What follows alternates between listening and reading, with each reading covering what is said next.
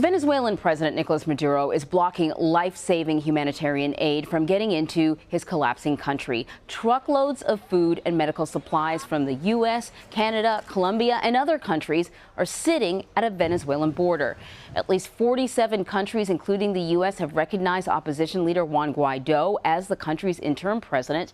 And in a rare interview, CBS News State Department reporter Christina Ruffini spoke to Guaido's ambassador to the U.S. about the escalating tensions. I want to thank you for inviting us to your offices. However, I can't help but notice you guys still are not in the embassy. Do you have any kind of update on the Venezuelan embassy here or the requisition of Venezuelan properties, assets here in the U.S. and how that's going for the Guaido government? One of our priorities here in the States is to protect the Venezuelan assets against the Maduro regime. They have been destroying all our assets and property. We need to take control over those assets. We want to do that orderly, in a progressive manner. That's why we don't have yet the U.S. embassy, the Venezuelan embassy here, but we are working that jointly with the State Department, and we expect to get control over our assets soon. But you don't have any timelines as to when you think that might start? No, not yet. And what happens if Nicolas Maduro continues to blockade the aid? Where do you see this going? Okay, we will send that medicine and food to Venezuela. Here, the military force has to take a decision. Is they will stay with this... The Maduro military, you're saying? The military force, our military institution. They have to decide if they let that food and medicine get in, or they will just stop at following instruction from the dictator. So this will be a key moment for the military force to see in which side they will be. If they will be with Maduro regime, who is not going to anywhere, that regime, again, is damaging the people, or if they will stay with the Venezuelans who need that food and medicines. I know the hope is, of course, that they will allow that aid in, but what I haven't heard is what happens if they don't. If they don't, people will see that the worst sanction that Venezuela has is Maduro. Because he don't care about the people. He don't care if the Venezuelans don't get the food and medicine that our people need. The only idea about him is just keep the power. Do you know how you're going to get the aid into the country? We will announce that in the right time. Now we are just collecting them in the border of Colombia, and we will communicate that to the rest of the world, how we are going to do this. Christina Ruffini is with me now from our Washington bureau. So, Christina, first off, I think that if you were to describe the U.S. and its relationship with Venezuela right now, the status would be it's complicated. And I want to point out to people that I said you interviewed Maduro's ambassador, not Venezuela's ambassador. Guaido's ambassador. That's okay. Thank you. That's very significant. Thanks for the correction. Can you just explain what that is? It's not Venezuela's ambassador right now. So who's he representing? Well, it is. According to the U.S. government, Carlos Vecchio, who we interviewed, is the official representative for the government and the people of Venezuela to the United States. The United States is no longer recognizing the Maduro regime or any of its diplomats around the world.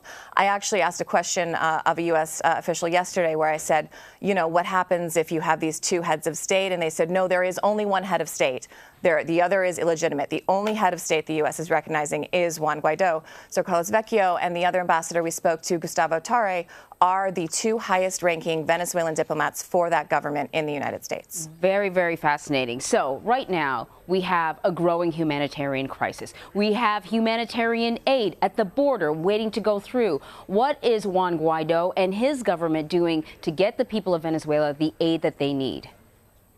They will not give us details about that yet, and neither will USAID. We've talked to the Colombians. We've talked to all kinds of different people. No one can actually say how that aid is going to come in. Now, what the ambassador did say when I asked him, what happens if the aid comes to those blockades that we've seen in Manny's great reporting from the ground, those trucks blocking the highway, what happens if the aid gets there and there are soldiers on the other side? And he said he does not think that they'll open fire. He said this is going to be a flashpoint, and this will be the moment that the military has to decide decide whether they're going to back the regime or whether they're going to let that desperately needed aid come through. And Guaido's government is confident that because it is so desperately needed, that even the men holding those guns understand how badly that aid needs to come in. They said almost the best case scenario would be if they just confiscated the aid and redistributed it. They don't really care as long as it gets in and as long as the Maduro government doesn't confiscate it and then, try to sell it or try to profit off of it in some way. So they have all these concerns. They also have the logistics of how they're going to get it into the country without making it look like it's some sort of an invasion either from the U.S. or for Colombia. So they think they're going to find some sort of NGO and try to get it through. But those details are still being worked out. So those are the short-term needs, getting people food and medicine and that sort of thing. But what about the long-term plan for Guaido? If Maduro does not step down, what are the next steps that Guaido and his administration will be taking?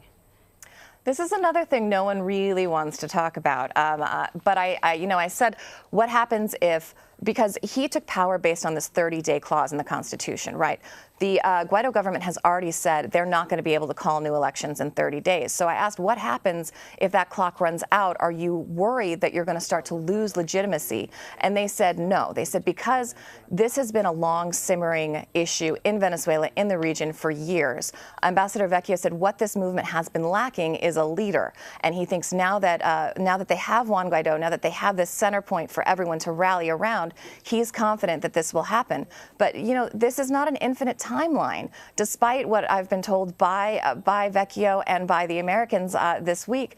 If this drags on and there are two people still proclaiming themselves head of state and neither has been able to fix the situation on the ground for the Venezuelan people, there could start to be a problem, and we'll have to see if this surge of support behind President Guaido will last.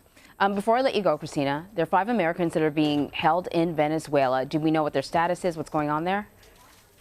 We don't know what their status. State Department won't comment. I did ask both the ambassadors about them, and what they said is they consider them political prisoners. And Ambassador Vecchio said, they have their allies in prison as well, and this is one of the worst parts of the Maduro regime, is their propensity towards picking up people for political reasons. He said their release will be a priority of the Guaido government when it takes hold. But as far as we know, they're still there. Those 5 Americans are still somewhere in Venezuela being held. Wow. Christina, thank you so much for the update. Great interview, by the way. Thank you so much, guys. Thank you for putting it on. Thank you.